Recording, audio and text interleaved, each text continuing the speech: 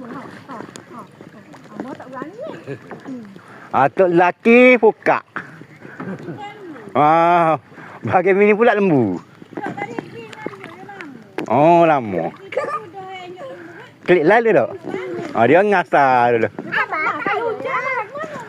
Perahu sumbangan Yayasan Raja Samri dah. Alhamdulillah, terima kasih Raja Samri. Assalamualaikum warahmatullahi taala wabarakatuh. Alhamdulillah. Pagi ni pagi Rabu, 26 hari bulan 11. Hamba lagi diberi kesihatan yang baik oleh Allah Subhanahu Wa Taala.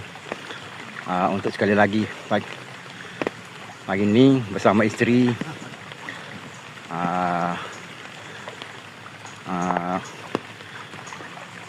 ke Kampung Tasik untuk menyantuni keluarga.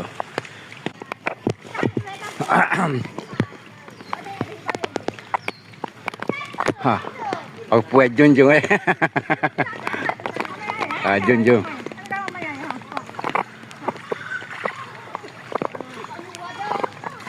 Menyantuni 7 keluarga di Kampung Tasik. Alhamdulillah. Allah beri keizinan yang baik, kesihatan yang baik untuk hamba.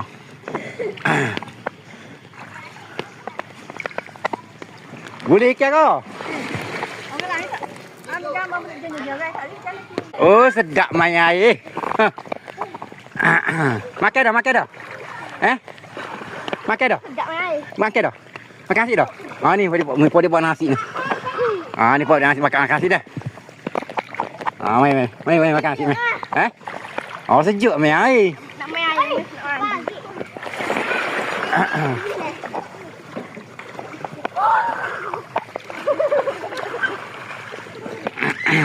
Lagi naik mas. Air dapat dulu. Naik. 4 bulan. Hari dah semua tu. Baru dia main malu. Ni kita nak ke rumah putih lagi dah hujung. Pergi kot darat.